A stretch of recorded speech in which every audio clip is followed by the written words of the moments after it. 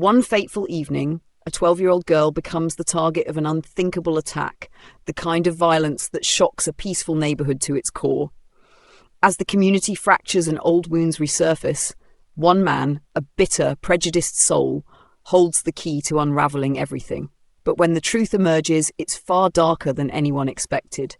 How far will the pursuit of revenge go, and can anyone ever truly change after committing such acts? This is a story of hate, redemption, and the fight to bring a fractured community back together against all odds. Stay with us because you won't believe what happens next. Hey there, and welcome to An Incredible and Teachable Story. I'm so glad you're here with us today. If you're new to this channel, make sure to hit that subscribe button so you never miss a thought-provoking, heart-stirring tale. We dive deep into stories that teach us powerful lessons about life, love, and the lessons we learn along the way. Before we jump into today's story, I'd love to know where you're watching from. Drop your location in the comments below for a chance to get a shout out in our next video. Let's see just how far our incredible community reaches. Now, let's get into the story that will change how you see the world. It started on an ordinary morning, one that carried the quiet hum of life in a neighborhood nestled between old sycamore trees and rows of brick houses. This was a place that, at first glance, seemed like any other, but beneath its calm, polite surface, tensions simmered, waiting for the faintest spark. Callista was 12, with wide, curious eyes that held the colours of every painting she had ever made. She was a vibrant spirit, a young girl who spoke to the world through her art. Her fingers were often smudged with paint, bright yellows and bold blues mingling as she created vivid scenes of what she loved most, the unity and beauty in the world around her. Every day after school, Callista would set up her easel by the large window of their small house, where the afternoon light flooded in. From there she could see the street with its patchwork of lawns and gardens, each one telling a story of who lived behind those doors. Milo, her father, was a man moulded by years of toil, a craftsman through and through. His hands bore the calluses of a life spent building furniture, fences, and dreams for his only daughter. Milo's smile was a rare treasure, but when Callista was near, it appeared often. He had raised her alone after losing his wife to an illness when Callista was just a baby. In the eyes of most of the community, Milo was steadfast and respectable, someone they could count on for honest work and an even temper.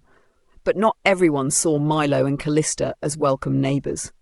Belmont, who lived 2 houses down, was a man whose bitterness had grown over the years like ivy strangling an old wall. He was in his late 50s, with deep lines on his face that spoke of loss and anger.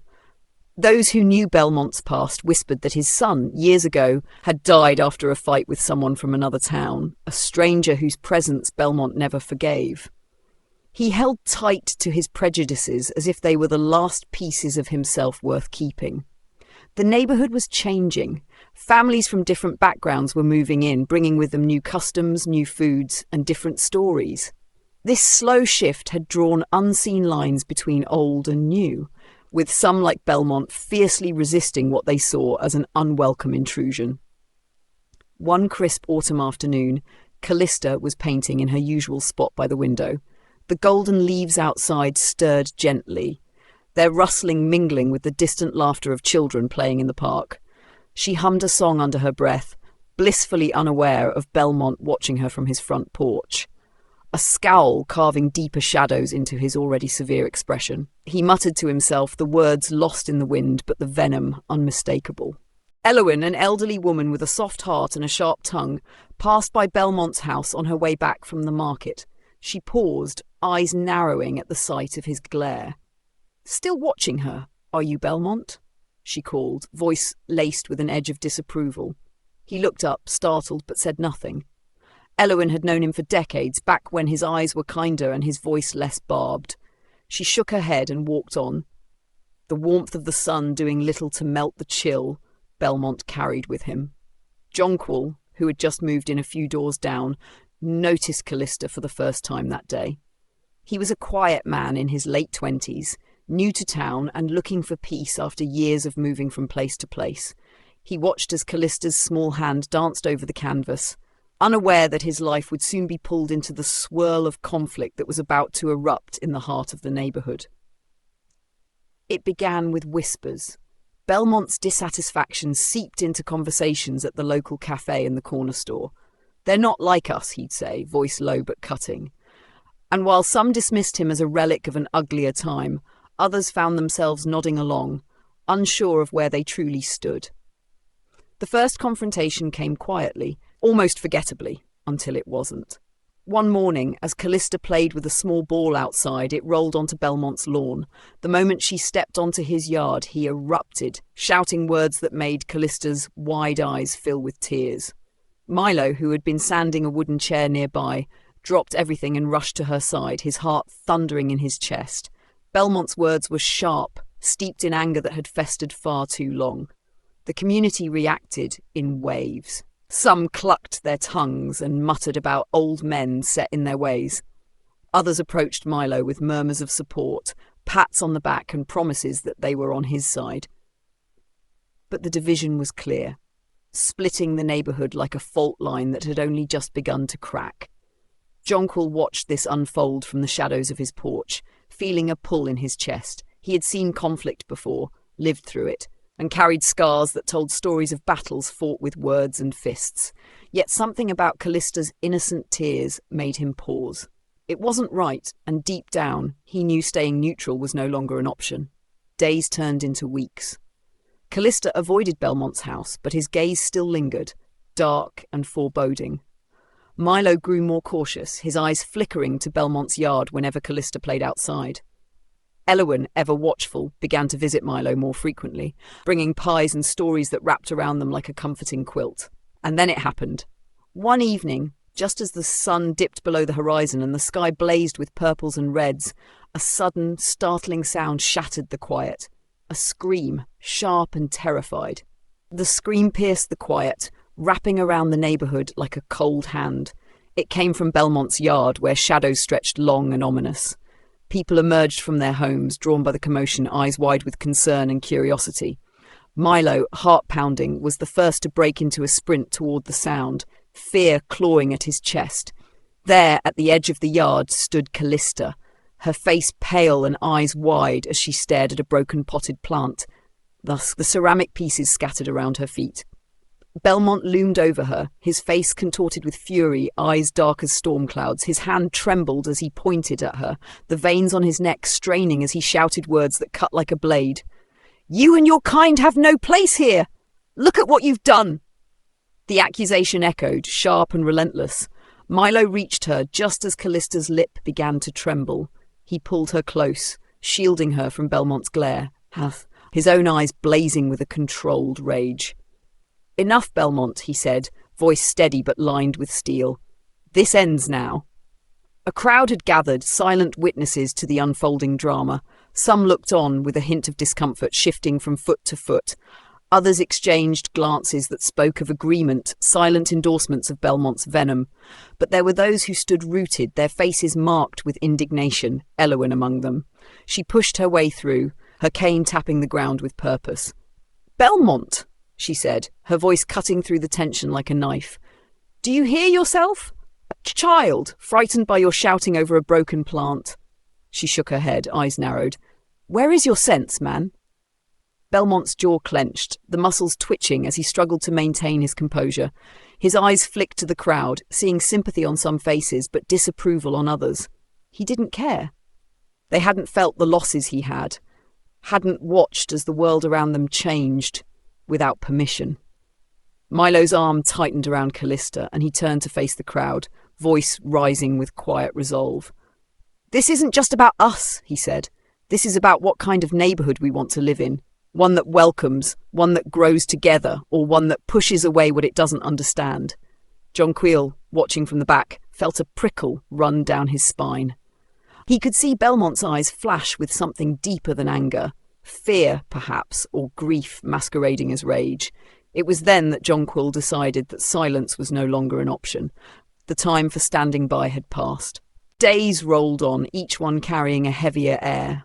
Belmont's hostility, once confined to scowls and muttered insults, began to seep into more direct confrontations. He would watch from his porch, eyes boring into Milo and Callista as they walked past. The murmurs at the cafe grew louder, fueled by Belmont's pointed remarks about outsiders and how things were better before. The division among the residents deepened, and even simple greetings between neighbours took on a strained edge. Callista tried to keep her spirits high, focusing on her paintings, each stroke of her brush defiant against the shadow Belmont cast.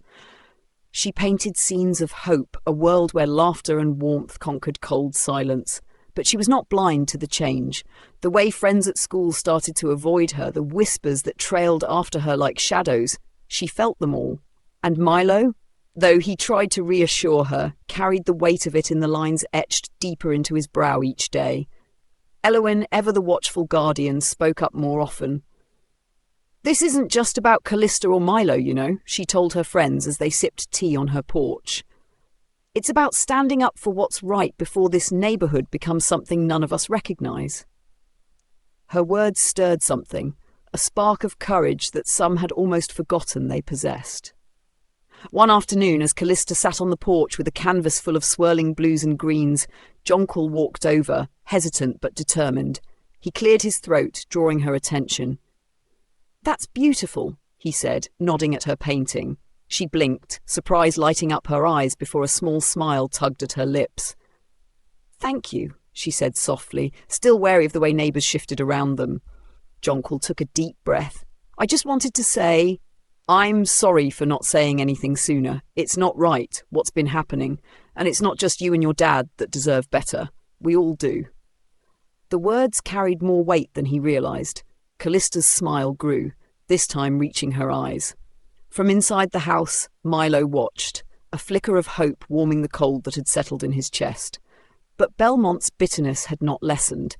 If anything, it grew sharper with each passing day, fed by the whispers of those who agreed but dared not speak aloud. He stood at his window, the world outside blurring as memories of his son came back to him, bright, stubborn, full of life, and now only a painful absence.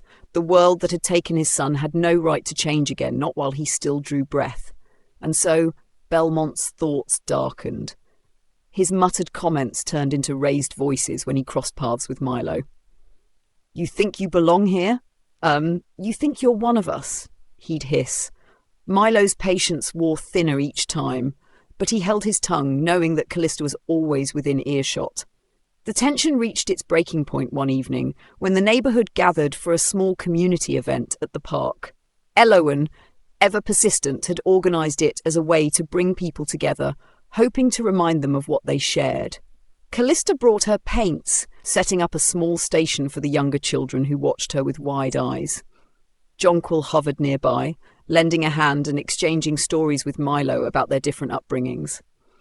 Belmont arrived late, eyes scanning the gathering, each smile and laugh digging deeper under his skin.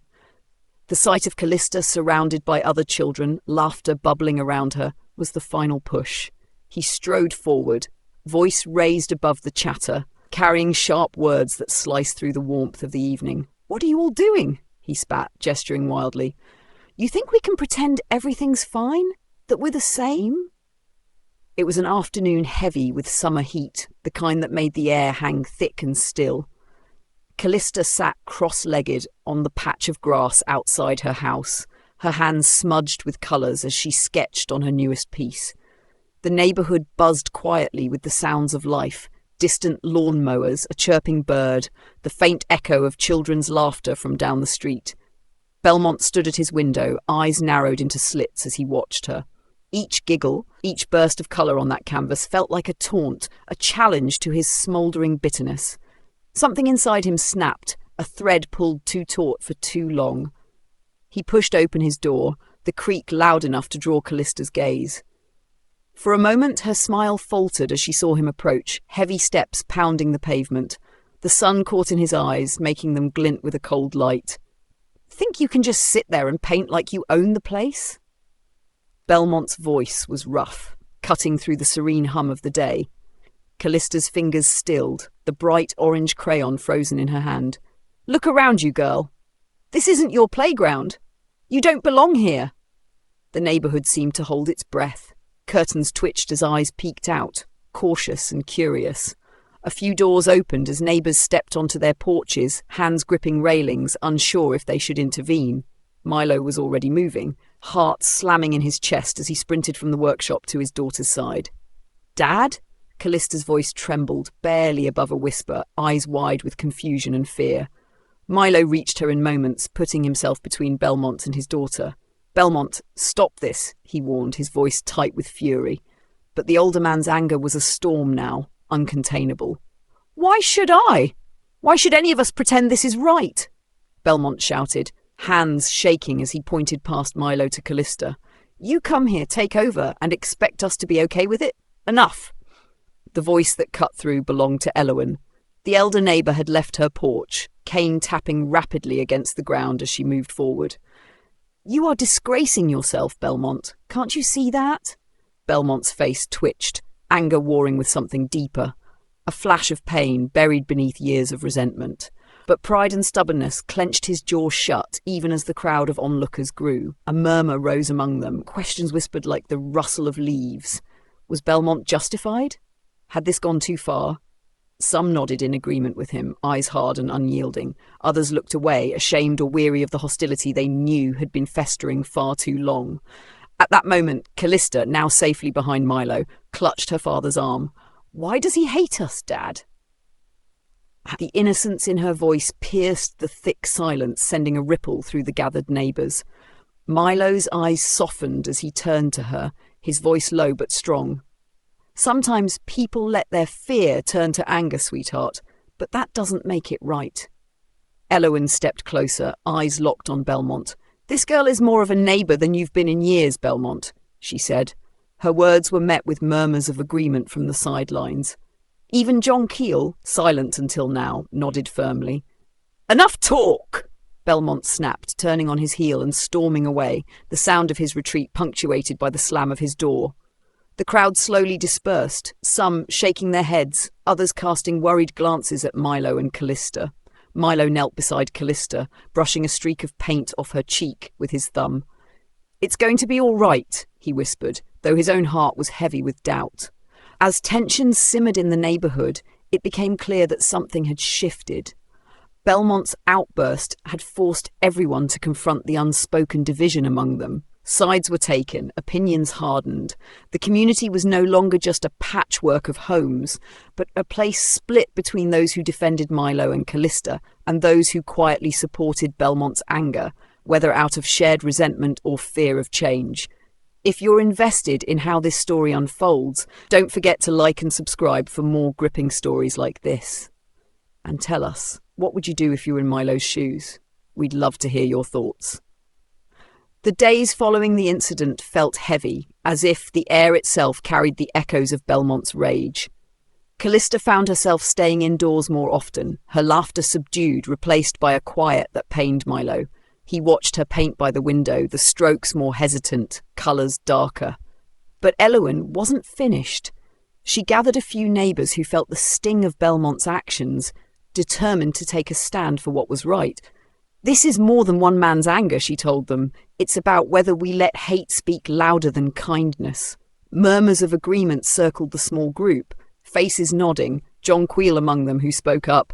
"We need to show Callista and Milo that they're not alone." Meanwhile, Belmont, behind the closed curtains of his darkened living room, brooded. The noise of whispers and side glances from his neighbours only fueled his sense of betrayal. Memories he had pushed deep down rose up like phantoms, his son's face, full of defiance and hope, haunting him. What Belmont did next would shock the neighbourhood, pushing the conflict to an entirely new level. It was an afternoon heavy with summer heat, the kind that made the air hang thick and still. Callista sat cross-legged on the patch of grass outside her house, her hands smudged with colours as she sketched on her newest piece. The neighbourhood buzzed quietly with the sounds of life, distant lawn mowers, a chirping bird, the faint echo of children's laughter from down the street. Belmont stood at his window, eyes narrowed into slits as he watched her. Each giggle, each burst of colour on that canvas, felt like a taunt, a challenge to his smouldering bitterness. Something inside him snapped, a thread pulled too taut for too long. He pushed open his door, the creak loud enough to draw Callista's gaze. For a moment, her smile faltered as she saw him approach, heavy steps pounding the pavement. The sun caught in his eyes, making them glint with a cold light. "Think you can just sit there and paint like you own the place?" Belmont's voice was rough, cutting through the serene hum of the day. Callista's fingers stilled, the bright orange crayon frozen in her hand. "Look around you, girl. This isn't your playground. You don't belong here." The neighborhood seemed to hold its breath. Curtains twitched as eyes peeked out, cautious and curious. A few doors opened as neighbors stepped onto their porches, hands gripping railings, unsure if they should intervene. Milo was already moving, heart slamming in his chest as he sprinted from the workshop to his daughter's side. "Dad?" Callista's voice trembled, barely above a whisper, eyes wide with confusion and fear. Milo reached her in moments, putting himself between Belmont and his daughter. "Belmont, stop this," he warned, his voice tight with fury. But the older man's anger was a storm now, uncontainable. "Why should I? Why should any of us pretend this is right?" Belmont shouted, hands shaking as he pointed past Milo to Callista. "You come here, take over, and expect us to be okay with it? Enough!" The voice that cut through belonged to Elowen. The elder neighbor had left her porch, cane tapping rapidly against the ground as she moved forward. "You are disgracing yourself, Belmont. Can't you see that?" Belmont's face twitched, anger warring with something deeper, a flash of pain buried beneath years of resentment. But pride and stubbornness clenched his jaw shut, even as the crowd of onlookers grew. A murmur rose among them, questions whispered like the rustle of leaves. Was Belmont justified? Had this gone too far? Some nodded in agreement with him, eyes hard and unyielding. Others looked away, ashamed or weary of the hostility they knew had been festering far too long. At that moment, Callista, now safely behind Milo, clutched her father's arm. "Why does he hate us, Dad?" The innocence in her voice pierced the thick silence, sending a ripple through the gathered neighbours. Milo's eyes softened as he turned to her, his voice low but strong. "Sometimes people let their fear turn to anger, sweetheart, but that doesn't make it right." Elowen stepped closer, eyes locked on Belmont. "This girl is more of a neighbour than you've been in years, Belmont," she said. Her words were met with murmurs of agreement from the sidelines. Even Jonquil, silent until now, nodded firmly. "Enough talk!"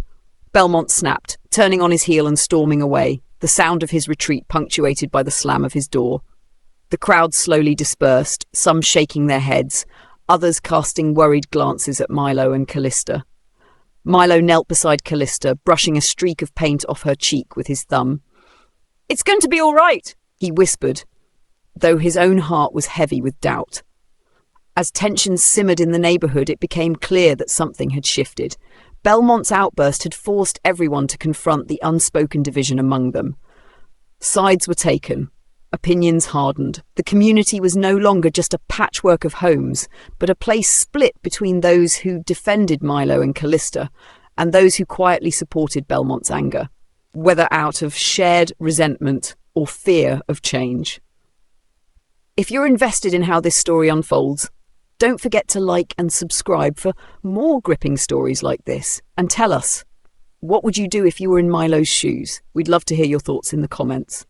The days following the incident felt heavy, as if the air itself carried the echoes of Belmont's rage. Callista found herself staying indoors more often, her laughter subdued, replaced by a quiet that pained Milo. He watched her paint by the window, the strokes more hesitant, colours darker. But Elowen wasn't finished. She gathered a few neighbours who felt the sting of Belmont's actions, determined to take a stand for what was right. "This is more than one man's anger," she told them. "It's about whether we let hate speak louder than kindness." Murmurs of agreement circled the small group, faces nodding, John Keel among them, who spoke up. "We need to show Callista and Milo that they're not alone." Meanwhile, Belmont, behind the closed curtains of his darkened living room, brooded. The noise of whispers and side glances from his neighbours only fueled his sense of betrayal. Memories he had pushed deep down rose up like phantoms, his son's face, full of defiance and hope, haunting him. What Belmont did next would shock the neighbourhood, pushing the conflict to an entirely new level. The sun dipped low behind the row of identical rooftops, casting long golden shadows over the neighbourhood as whispers filled the spaces. Belmont's rage had left. Some stood on their porches, arms folded, nodding in agreement with what they dared not say aloud. "He has a point," one man muttered to his wife, who merely bit her lip and glanced nervously down the street at Milo's house.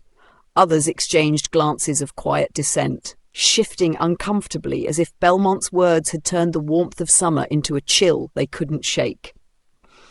Eloin's call for justice lingered in their minds, tugging at their conscience. But in the days that followed, the neighbourhood's division solidified like the cracks in an old road, each person choosing where they stood or choosing to pretend nothing had happened at all.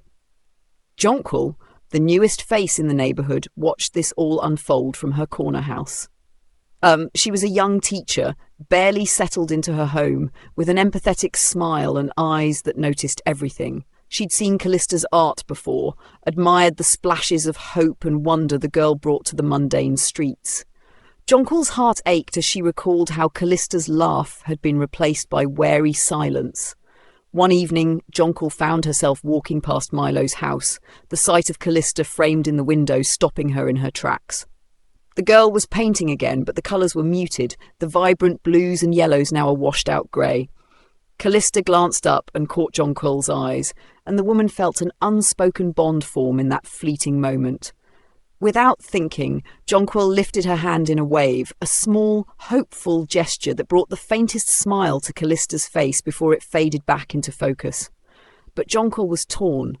In the teacher's lounge at her school, the murmurs had started. Belmont's outburst had reached beyond the neighbourhood, becoming the topic of hushed conversations. Some of her colleagues nodded knowingly when they spoke of him. "He's always been that way, ever since." They'd trail off, exchanging glances that spoke of a shared story Jonquil wasn't yet part of. She decided to ask Eloin, who had been in the neighbourhood the longest. On a warm Sunday afternoon, Jonquil found herself in Eloin's cosy kitchen, the scent of chamomile and honey filling the air. The older woman, sharp-eyed despite her age, studied Jonquil for a moment before speaking. "You're wondering why Belmont is the way he is, aren't you?" Eloin's voice was low, each word a carefully placed stone. Jonquil nodded, leaning forward as Eloin's gaze grew distant. "It was years ago," Eloin began, fingers tightening around her teacup. "Before you moved here, Belmont had a son, Elias. A bright boy, full of questions and kindness, but Belmont's heart was always a fortress, strict, unyielding. Elias wanted more than the narrow views his father clung to." She paused, the weight of memory pressing down on her. Jonquil's breath caught in her throat. She'd never known Belmont had a son. "Eloin, what happened to him?" Jonquil's voice was barely above a whisper. The old woman's eyes glistened, the pain of a story too familiar and too tragic. Elias stood up for what was right. He was friends with a boy from another town, someone Belmont didn't approve of. One argument, one stormy night, and Elias left. He never came back. The silence that followed was thick, punctuated only by the ticking of the clock. Eloin sighed, the sound full of years of sorrow. Belmont blamed everyone but himself, and that blame turned to bitterness, and that bitterness to hate. Jonquil sat back, the pieces clicking into place with a cold certainty. Belmont's rage wasn't just anger. It was grief twisted and hardened into something uglier, something that had festered over time until it poisoned everything it touched. The days that followed saw Jonquil reaching out to Milo and Callista in small ways. A basket of fresh bread left at their door, a kind word when they passed each other on the sidewalk. But it was clear the storm hadn't passed. In fact, it was only gathering strength. Belmont, holed up in his house, felt the weight of stares and the sting of whispers wherever he went. His bitterness now had an audience, and that audience was choosing sides. But the sight that pushed him to the edge was Jonquil talking to Callista one afternoon, both of them smiling softly. To him, it was betrayal, proof that the neighbourhood was shifting beneath his feet, that he was being left behind in a tide of change he couldn't control. The following day, Belmont emerged from his house. His eyes, bloodshot and narrow, swept over the street. He called out, his voice a rasp of old wounds and stubborn pride, drawing the attention of neighbours once more. "You all think you know me, but you don't understand a thing!" The neighbourhood's pulse quickened. Milo stepped out of his front door, hand hovering protectively near Callista's shoulder. Eloin watched from her porch, eyes sharp as ever. A murmur ran through the crowd, some shaking their heads, others watching with rapt attention. Jonquil stood in the shadow of a tree, heart pounding, knowing that what came next would change everything. The past had surfaced, but the real test was yet to come. Stay tuned. If you're captivated by this story, remember to like and subscribe, and let us know in the comments, should people like Belmont be given a chance to change, or is there a line that should never be crossed? The neighborhood held its breath, waiting for the next moment, for the secrets still hidden to come to light. The sun dipped below the horizon, casting an eerie twilight over the quiet streets. The air buzzed with an unnatural tension, like the heavy silence before a storm. It was on one such evening, as the neighborhood retreated behind closed doors, that the unthinkable happened. A sudden scream cut through the night. It was high-pitched, raw, filled with terror. Neighbors jolted upright, peering out from their windows with wide eyes. Some ventured onto their porches, like clutching their phones, whispering among themselves. The source of the sound was clear. It came from Milo's house. Callista had been outside gathering her art supplies from the porch when she was attacked. She lay there trembling, a dark bruise forming on her cheek, eyes wide with shock. Milo burst out of the house, his face contorted with panic as he knelt beside her. His hands trembled as he inspected her for further injuries. "Callista, are you hurt?" he whispered, his voice choked with fear. The street erupted in motion. Elowen was the first to rush over, her slippers slapping against the pavement. "Oh, heavens, Milo, is she all right?" Her voice cracked, a reflection of the alarm in her eyes. Words spread like wildfire. Belmont's name was on everyone's lips, murmured in cautious tones and pointed glares. "It must have been him," someone muttered from the crowd that had gathered at a distance, unsure whether to approach or stay back. The divide in the community widened visibly, lines drawn deeper than ever before. But the story was more complex than the whispers suggested. The police arrived, their blue lights bathing the street in an unsettling glow. They questioned everyone in sight, their notepads filled with hastily scribbled notes. Belmont, who had been watching from his window with eyes narrowed and fists clenched, was summoned. He stepped out, the lines of age and bitterness on his face cast in harsh relief by the flashing lights. "I didn't touch her," he said coldly, eyes darting from one officer to another. He glanced at Callista, then quickly looked away as if the sight burned him. The air around him crackled with tension. It was clear that even if he hadn't done it, many believed he had. As the investigation deepened, the officers discovered something unusual. Footprints near Milo's porch, too small to be Belmont's. There were other clues too. A thread from a torn jacket snagged on the edge of a bush, and a discarded keychain with the initials RB. The whispers quieted as the neighborhood digested the new information. If Belmont hadn't attacked Callista, then who did? It was then that Rowan appeared, Belmont's estranged nephew, with sharp eyes and a smirk that hinted at trouble. He had arrived in town just days before, unseen by most, slipping into Belmont's house under the cover of night. Rowan's reputation preceded him, a man with a shadowed past, run-ins with the law, and a tendency to stir up chaos wherever he went. Elowen, watching from her window, knew the moment she saw him that something had shifted. Rowan was the kind of person who carried secrets like stones, weighing down every room he entered. His sudden reappearance felt like the piece of a puzzle no one had asked for. Milo, exhausted and on edge, caught sight of Rowan as he loitered near Belmont's yard. Their eyes met, and a cold recognition passed between them. Milo clenched his jaw, recalling the stories he'd heard from Elowen, stories of Rowan's fights, his reckless behaviour, his knack for dragging others into his schemes. As days passed, the investigation grew more tangled. Belmont, once the prime suspect, now looked more like an unwilling participant in a much larger drama.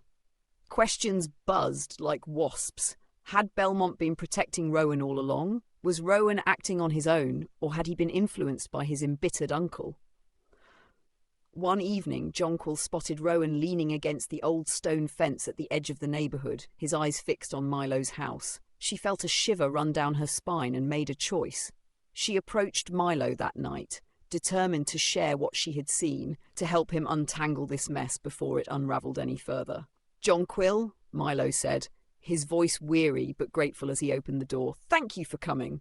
I don't know what's happening anymore. She met his gaze, her eyes bright with resolve. I think Rowan might be involved, Milo. I saw him watching your house tonight. Milo's face darkened, his hand gripping the edge of the door so tightly that his knuckles turned white. Before he could respond, there was a knock on the door behind Jonquil. She turned, startled, to find Elowen standing there, eyes full of worry. I heard raised voices, she said, and I need you both to hear something. They sat around Milo's worn kitchen table as Elowen unfolded a crumpled piece of paper, a note she had found near Belmont's mailbox. The handwriting was rough, hurried. You know what you need to do. Don't make this worse. A silence hung between them as they exchanged glances, realization dawning slowly and chillingly. Rowan was more than a complication, he was a threat, and his intentions were still hidden in shadow. Stay with us. This story is only just beginning, and if you're captivated by the twists and turns, don't forget to like and subscribe to our channel. Do you think Belmont deserves redemption, or is it too late for him? And what role will Rowan play in the battle for truth? Leave a comment below. Tension simmered beneath the surface of the neighbourhood as the true nature of Belmont's bitterness and Rowan's dark influence unfolded in the days to come. The neighbourhood buzzed with whispers and speculation when the police finally arrived to take Belmont away. He stood on his front porch, the cold metal of handcuffs biting into his wrists as the officers led him down the cracked walkway. His face, a mixture of defiance and exhaustion, remained expressionless, but his eyes darted around, catching the disapproving glances and muttered words of his neighbours. "Justice at last," one person whispered. Another shook their head, uncertainty clouding their expression. Milo watched from his own yard, Callista tucked safely behind him, eyes wide and fearful. He didn't know whether to feel relieved or unsettled. Belmont's arrest should have felt like the end of a nightmare, but it only deepened the mystery. Doubts nagged at Milo's mind. The bruises on Callista, the evidence that had emerged, too much still didn't add up. And when he glanced over at Jonquil, who stood by Elowen with worry etched into her face, he could see that she was thinking the same thing. The days following Belmont's arrest were tense. The streets were quieter, but the silence was brittle, as if a single misstep could shatter it. People kept their distance from Milo and Callista, unsure whether to offer condolences or stay silent.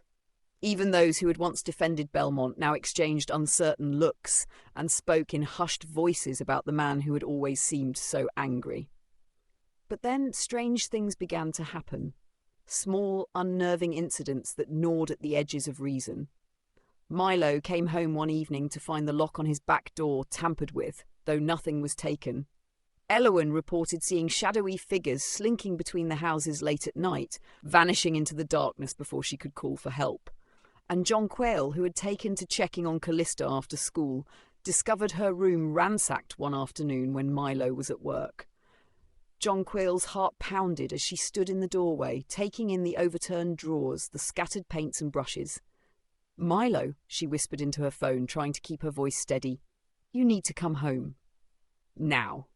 Milo arrived minutes later, breathless, eyes sharp with worry. "What happened?" he demanded, taking in the mess with a disbelieving stare. "I don't know," Jonquil replied, running a hand through her hair. "But whoever did this wasn't looking for valuables. They were looking for something else." That night, Jonquil couldn't sleep. She sat at her small desk, the blue glow of her computer screen casting shadows on her face as she scrolled through social media. The neighbourhood group was alive with speculation. Belmont's supporters claimed he was being framed. Others insisted his arrest was overdue, citing years of bitterness and outbursts as proof of his guilt. But then Jonquil's eyes caught something odd, a private message from an account she didn't recognise. The name was generic, the profile picture an indistinct landscape. They took the wrong man. Open your eyes before it's too late. Jonquil's breath hitched. She clicked on the profile, but it was empty. No posts, no followers, nothing. Just that single cryptic message. She felt the hairs on the back of her neck stand up as she leaned back in her chair, heart thudding. The next morning, Milo and Jonquil met at the park, where Callista played on the swings under Elowen's watchful eye. Milo's jaw was set as Jonquil recounted the message.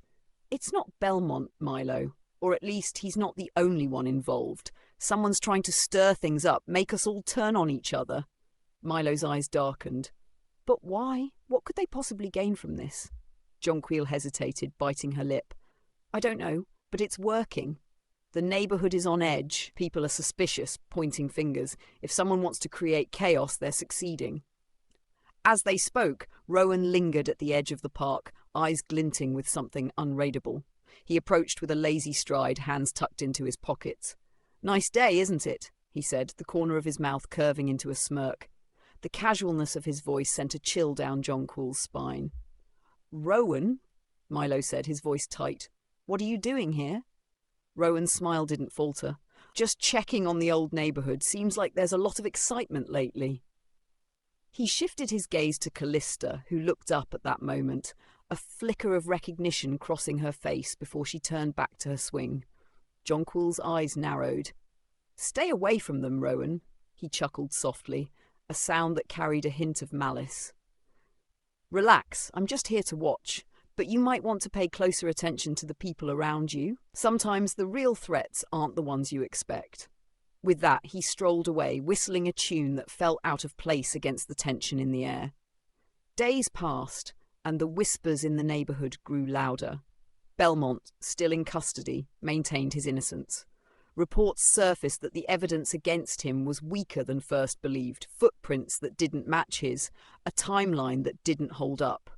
Jonquil's unease deepened when she noticed new messages appearing on the community board, unsigned notes warning that the past is never really gone and what's buried will always claw its way back. Milo called a meeting with Elowen, Jonquil and a few other trusted neighbours.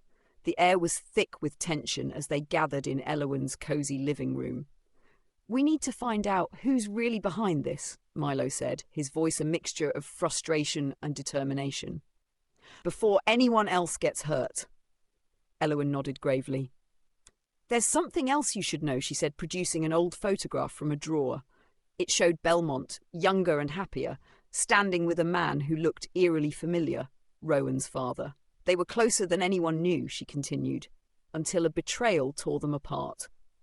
Jonquil felt a shiver race down her spine as she connected the dots.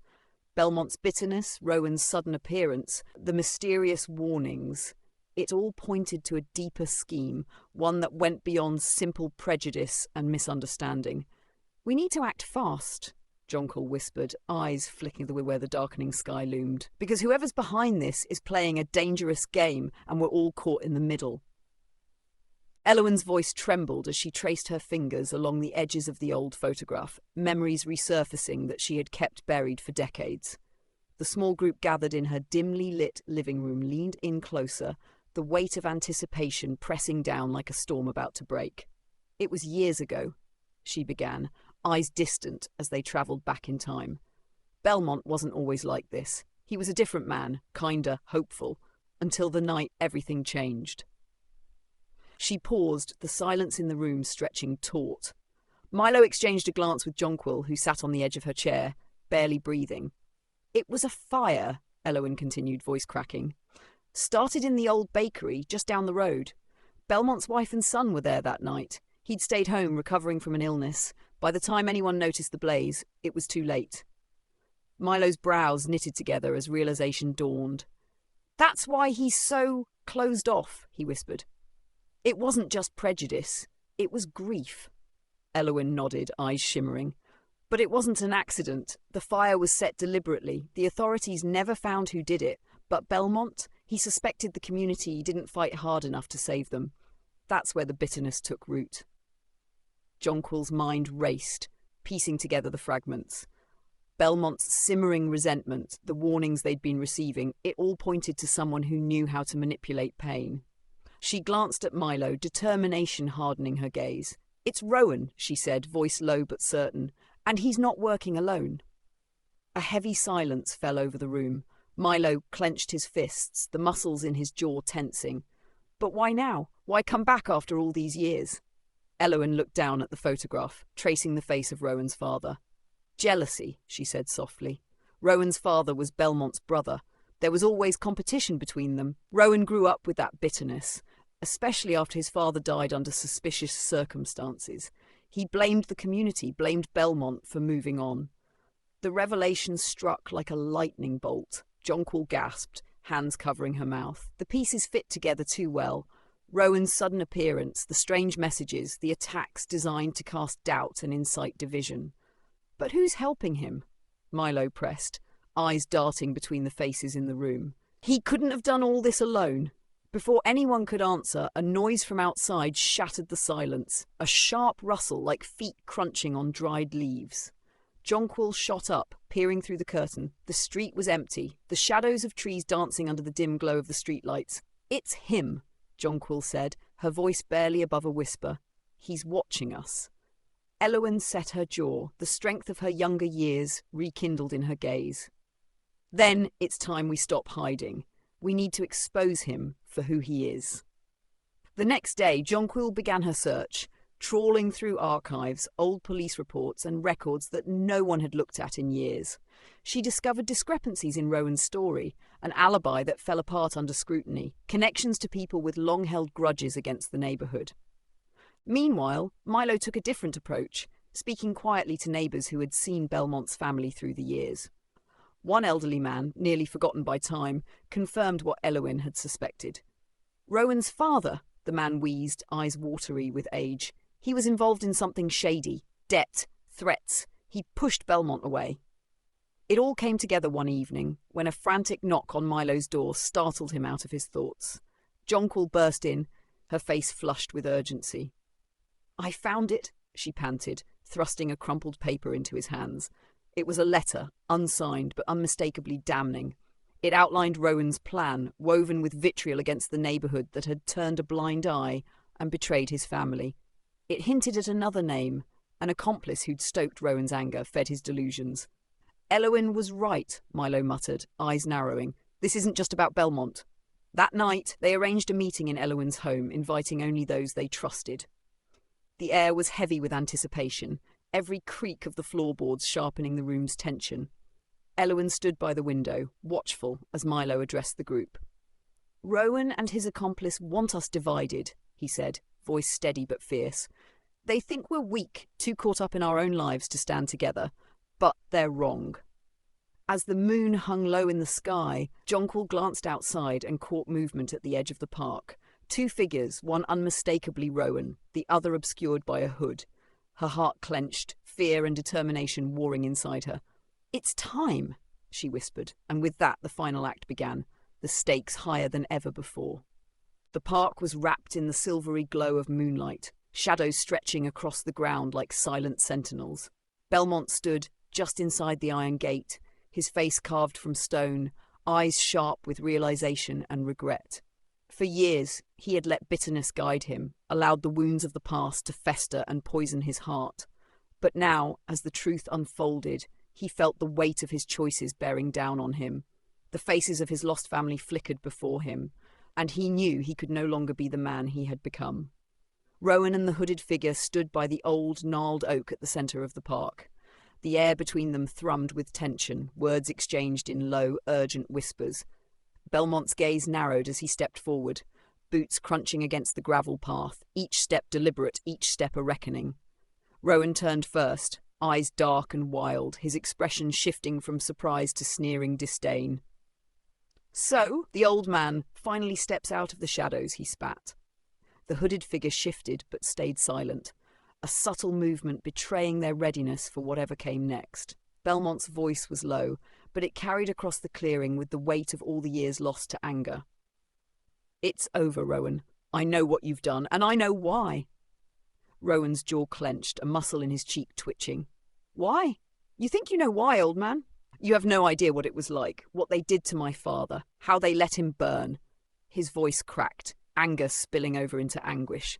The hooded figure reached out as if to steady him, but Rowan shrugged them off, stepping closer to Belmont. "They didn't let him burn," Belmont said, a tremor running through his voice, raw with unspoken grief. "I did. I let my own bitterness blind me to what was true, to what could have been healed. And now, because of me, that hate lives in you." A silence followed, heavy and charged. The hooded figure, sensing a shift, drew back slightly, as if considering their next move. Belmont's eyes darted to them, recognition dawning.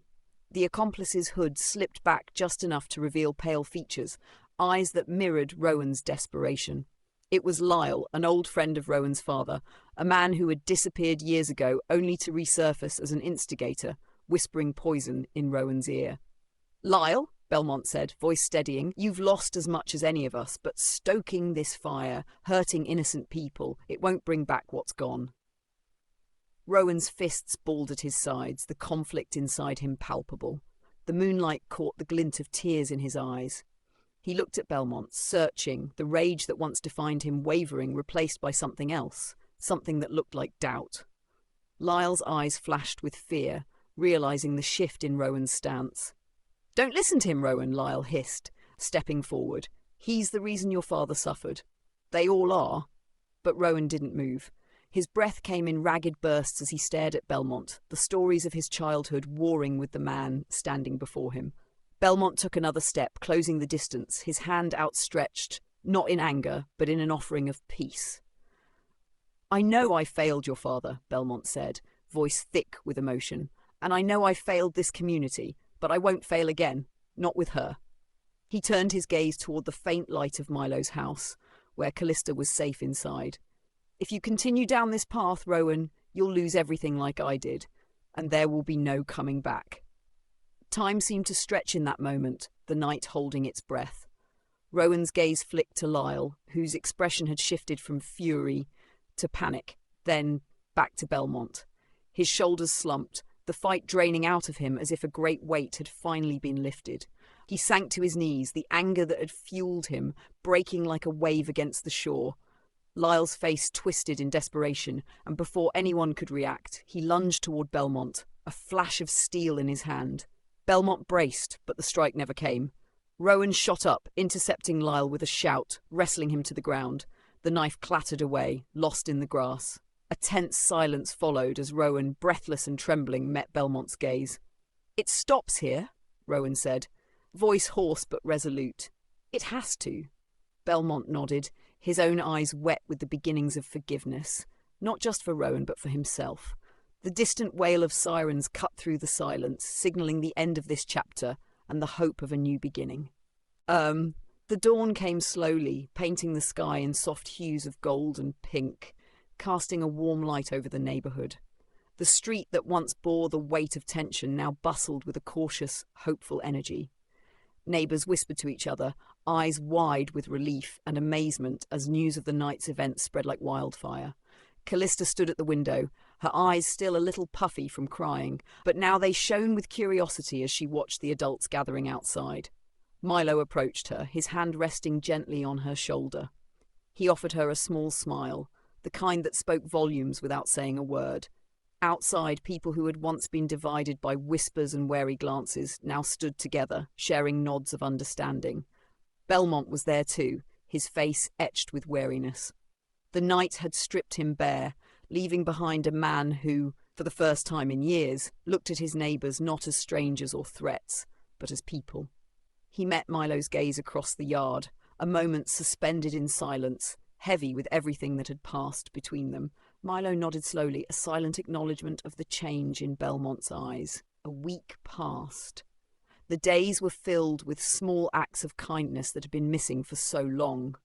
Elowen gathered neighbours to organise a community gathering, and Jonquil, inspired by Callista's resilience and the bravery she'd shown in the face of fear, helped spread the word. Belmont was not absent from these changes.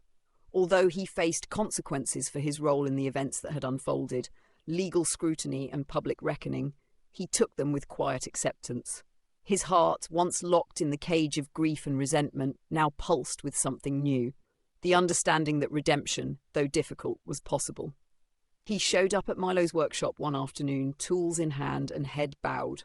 Milo, watching him from across the room, felt a mixture of emotions. But when Belmont offered to repair the broken fence outside, a tentative truce was forged in the gentle nod Milo gave in return. Callista's art became a symbol for everyone. She painted in the mornings, the sunlight pooling around her like a blessing, her brush moving with a confidence that spoke of freedom. Belmont would sometimes sit at the edge of the yard, watching her in silence, a slight smile playing at the corners of his mouth. One day, he brought her a new set of paints, his hands trembling as he offered them to her.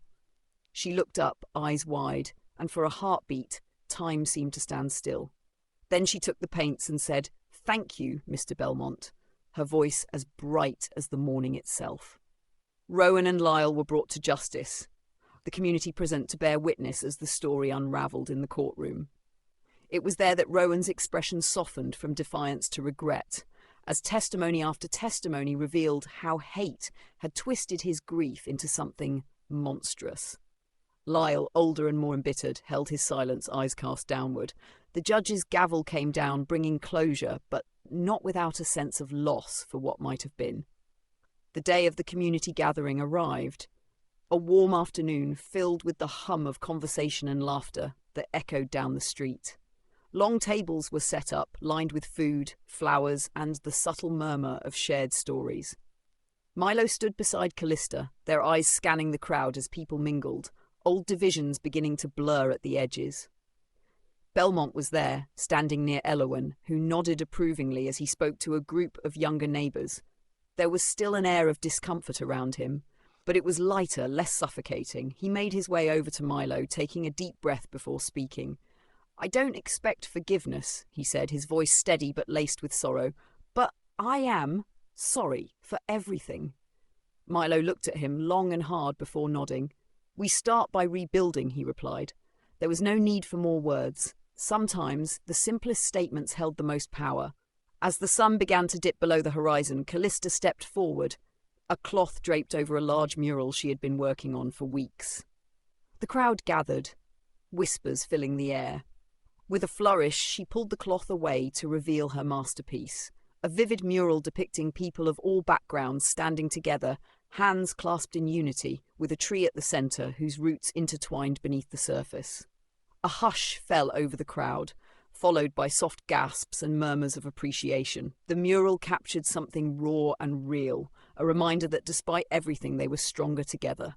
Belmont's eyes glistened as he took it in, the realization sinking deep that healing was not just for Callista, Milo, or the others, it was for him too. Milo put an arm around Callista, his voice proud but soft. "It's perfect," he whispered, and for the first time in what felt like forever, the community felt whole, not just patched together, but united. Callista's smile was brighter than the setting sun, a promise of hope that tomorrow would be better than today. As the community gathered around the mural, a sense of peace settled over the crowd, but the journey was far from over. There was still much to learn and much to rebuild. The lessons of the past would not be forgotten, but the future was being shaped by every hand that reached out in kindness, every heart that chose understanding over fear. Now, I want to leave you with this thought. The story we just shared isn't just about one man's redemption or one girl's courage. It is about all of us, how prejudice can tear us apart, but how the power of forgiveness, understanding, and community can heal even the deepest wounds. If this story resonated with you, if it made you think about the importance of seeing people for who they truly are, rather than who society tells us they should be, then don't forget to like, subscribe, and share your thoughts in the comments below. What do you think about Belmont's journey? How can we, as individuals and communities, work towards healing divisions and building trust? Your voice matters, and we'd love to hear from you. So take a moment to reflect, leave your thoughts, and make sure you're subscribed so you never miss an inspiring story. Together, we can create more powerful narratives about redemption, understanding, and the strength of a united community. Thank you for watching. And remember, no matter where you come from or what you've been through, change is possible and it starts with one person. Maybe that one person is you.